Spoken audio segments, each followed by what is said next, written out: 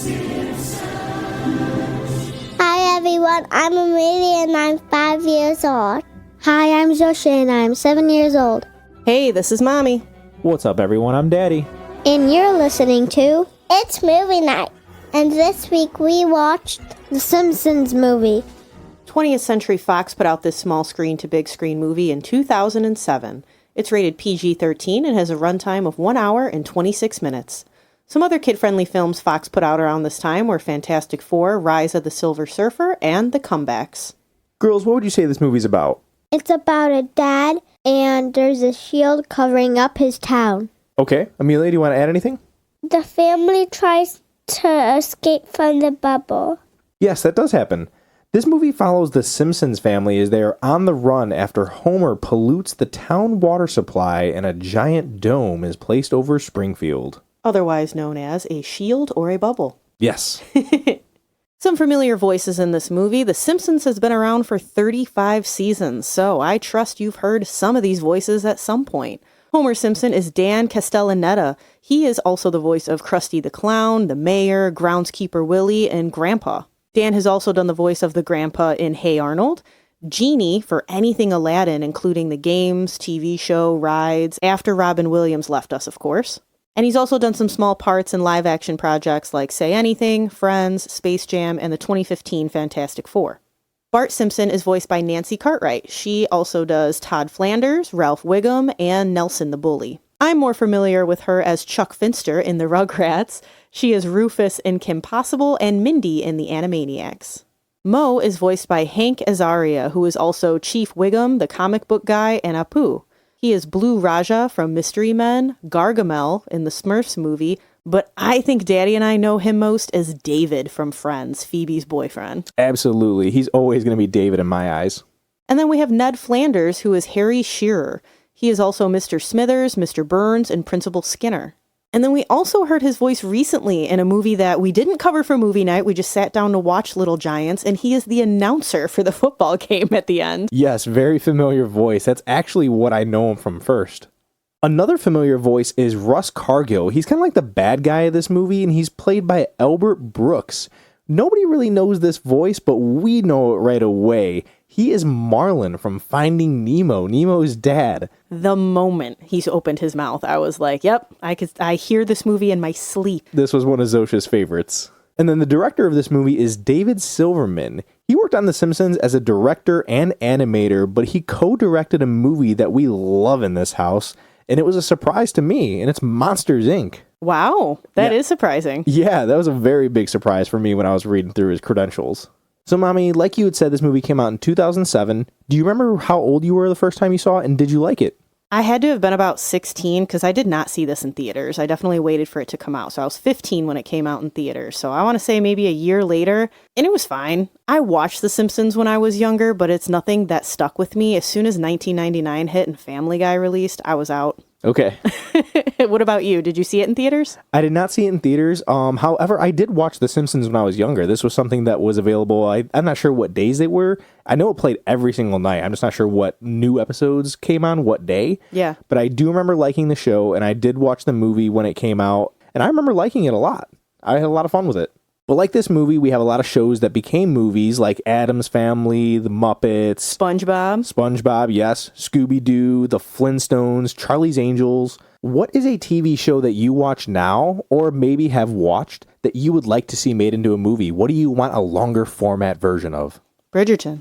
Bridgerton? I love Bridgerton. Not Gilmore Girls, huh? You don't want a Gilmore Girls movie? Well, they made A Year in a Life, so technically it was 4 different movies because they were hour to an hour and a half long episodes. Okay, interesting. Yes. So I kind of got a Gilmore Girls movie. Okay. So Bridgerton. What about you? Well, they've already done Batman into multiple movies, so I guess if I had to pick something, I would probably go for like a Lost movie. Okay. A lot of people had problems with Lost when it came out because they were just very confused. So maybe if they gave us, I wouldn't want an hour and a half because that'd be too short. Maybe a 2-hour movie where they answer some of these questions that people have had for over a decade now. It might serve them a little bit better. And I think that there's been a resurgence of people who've said that they like Lost or they turn Lost on because now it's available to just binge watch versus when I had to watch it live, It was just week by week getting upset with it because you want the answers and you weren't getting them. No, and especially if you're looking for like a 2-hour feature-length film, Christopher Nolan would probably tackle that content very well because it is a big mystery. There's a lot of mind-boggling situations that they're in, and I feel like he'd do a good job at that. He probably would. I'd take Christopher Nolan. And listeners, what is a show that you would want a longer format? What would you want a movie out of? Not another show or more episodes or longer episodes. What would you want a full movie of? Something you're going to see in theaters. What do you want? So something else I wanted to mention, which blew my mind, is the fact that Danny Elfman did the score for the introduction of The Simpsons. Yeah, I read this as well. This is crazy. And then when you looked into it a little bit deeper, you found that Hans Zimmer did the score for the movie. And it's like, these are just two major blockbuster composers here working on The Simpsons, of all things. Yeah, in the realm of composers doing movies, John Williams is at the top.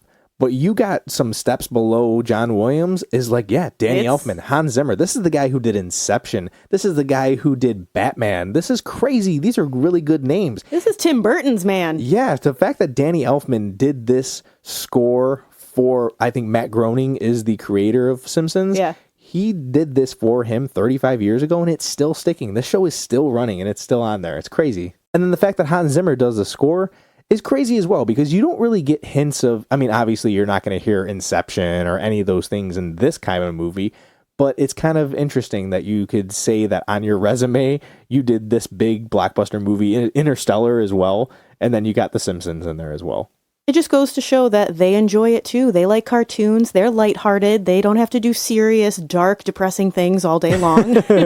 It'd be an interesting talking point with him, like, hey, man, did you do this for a paycheck, or did you actually enjoy doing the Simpsons movie? Watch him be like, that's my favorite thing on my IMDb. Yeah. So some positives of this movie. The messages, global warming, pollution. Lisa's very into this. Lisa Simpson, in case you don't know, Lisa Simpson's the daughter of Homer, and she's like the responsible one. I like that they have this message in this movie. The part of it that I can't understand is if they're making fun of global warming in this movie, like, you know, laughing at it, or if they are taking it dead serious, like trying to give awareness to global warming and pollution. Like, don't do this. I think it's a little bit of both. I think it's showing that a lot of people in the town are like a lot of people around us that might think it's a hoax or some conspiracy theory or anything like that. So they're kind of poking fun of it, but I think they're kind of poking fun of those types of people as well. And at the same time showing, hey, these are real issues. This is something that we should do. And the town does learn from it. I mean, we get that collective scene of the entire town cleaning everything up, and they're really proud that their lake is clean and kids are swimming in it again and all that good stuff. So I think they handle both sides well. Yeah, they're showing you the wrong of like, hey, you want to continue to pollute the world and do this stuff? Then this is what's going to happen. We're going to ruin all of our resources or our water. Like, take care of Mother Earth. Yes, take care of what you have. And then it shows that they do learn from that experience, because then, spoiler alert, once Homer pollutes the lake again, they're upset. They're like, hey, you're the reason we're all in trouble now. We did the work. We did the job. We cleaned everything up. And now you just destroyed it all again. Mm-hmm. So yeah, all in all, I would say it's a positive message about global warming. Another positive that I want to mention is the animation. It's pretty good. It's not great. You can tell that it's a step or two above the show, but it's not drastically better. So when you get home and you have to watch the show, you're not going to say, man, I wish it was like the movie, because they're pretty close. You're not going to tell a difference. And if you love the show, then you're in for a treat, because it looks almost the same. Yeah, it looks like just a more cleaned up, brighter version of the TV show. Yep, and that's all we really want. I think a huge positive of this movie is Ned Flanders. I know that he is looked down upon a lot in the show just because Homer doesn't like him. Yeah. And he's that unrealistic, overly positive dad next door neighbor. You know, everybody that you're like, oh, here comes this guy again. Because you feel like you're constantly being compared to this guy. He's like the perfect dad. And Homer... He's Bandit Healer. He is Bandit Healer. And Homer's like, can't stand this guy because he knows he's such a bad dad. So yeah, he's usually the butt of Homer's jokes, but Bart takes a liking to him because he realizes how bad Homer is. He does nothing to help him out as a father, whereas Ned is always prepared. He uses open communication with his kids. He's always willing to help anyone in need. Bart gets stranded without any pants on because Homer's like, oh, sorry, I forgot him. And he's like, oh, I gotcha. Come on over. I always carry an extra pair. Yes, and he's just so kind. Yeah, Ned is great. He's probably the best character, but it is hard because I know growing up and watching the show, I was against Ned because you're in Homer's corner. You're watching The Simpsons, not the Flanders. So it's kind of hard to say that you don't like him, but at the same time, you're like, I don't like him because it's like family. If you know your family members got beef with somebody, you're on your family side no matter what. So, I mean, I kind of get it. I do, but I feel like that goes to show our age as an audience. When we were younger, of course we like Homer. He was obnoxious and burping, and he made us laugh and all this crazy stuff. But now that we're parents, we see Flanders, and it's like, that's the kind of person you want in a kid's corner. Not in a creepy way, but in a way where it's like, hey, I see that you're struggling. I could see that your parents aren't taking care of you. Let me help that. I have boys of my own, and I want you to be protected just as much as I protect my own children. And that's a very, very nice, heartwarming thing. Yes, it is, because that's exactly what we would do. 100%. You never want to see a kid sad or neglected. And then one of the last positives I want to bring up is that for first-time viewers who have never seen the show, you'll get a good understanding of these characters. Homer's the dopey dad, Marge is the caring mother, Bart is a problem child, and Lisa's the brighter younger sister. There's also Maggie, who's just a baby, but she's just there. But even the townspeople have their tiny moments to shine in this movie. So if you're a big fan of the show that's like, oh man, I just want to see the comic book guy, you're going to get the comic book guy. And you're going to get a little feel of who he is and who they are and Mr. Burns and all those characters. You're going to get them. But if you're a first-time viewer, like I had said, you're also going to get a tiny feel of who these characters are and who you're going to like. And if you want to proceed with the show, what character is your favorite? So before we go into our negatives, does anybody have a favorite scene they want to mention? I do. What was it, yeah? It's the dad who likes dress up the pig and everything, like the Spider Pig and Harry Potter. Oh, yes, the Homer does. Harry Plopper. Yes, that part and that relationship between Homer and his pig were really cute. And I liked the callbacks to those certain characters. I feel like those were good parts for kids. Is there anything that you liked from the movie particularly, Daddy? I think one of my favorite scenes was at the very beginning of the movie. I like the awareness of this movie. So in the very opening, Homer is watching Itchy and Scratchy. It's like a TV show that they watch, but he's watching it in a movie theater on a big screen. And he says, Can't believe we're paying to see something we get on TV for free. If you ask me, everybody in this theater is a giant sucker. Especially you! So I really like the awareness of it. Like, if you aren't going to like this movie because you're used to seeing it as a TV show, you have no one to blame but yourself. And Homer's kind of pointing that out. Yes, it breaks that wall, so to speak. Yeah. So my favorite scene happened shortly after your favorite scene. It's at the beginning of the movie, and we'll talk about all the problems surrounding this later. But I like that Bart skateboards naked through the town. It sets you up for exactly what this movie is going to be about. Okay. And the dare, it's just silly. It's if you grew up watching this show, you're like, yep, that's Bart. That's and then it goes into the theme song, if you will, or the intro to this movie of him skateboarding past all the familiar places in this town that we've grown up watching. Yeah, it kind of gives you the rundown of how Springfield is if you aren't familiar with the show. And now we have our negatives. So I already brought up everything about Flanders, and we touched upon Homer being a bad dad. Yep, he's a negative in this movie. No matter what kind of epiphany he has, he is still an awful, selfish person that doesn't deserve his redemption. He's just very unlikable, and even when he gets that epiphany, his exact words are, in order to save myself, I have to save Springfield. It still comes back to him. Yeah, Homer, like we had said, you're on his side when you're younger because you're watching The Simpsons, not the Flanders, but Homer is so bad. And even Marge has this moment where throughout all these seasons, if this is your first time watching the movie, you don't get so much of a backstory of that Homer's been doing stupid stuff like this for a very long time. But even in this movie, you get to see Marge have that breaking point of like, I've stood by you for years. You've done a lot of crazy things and I've always been there.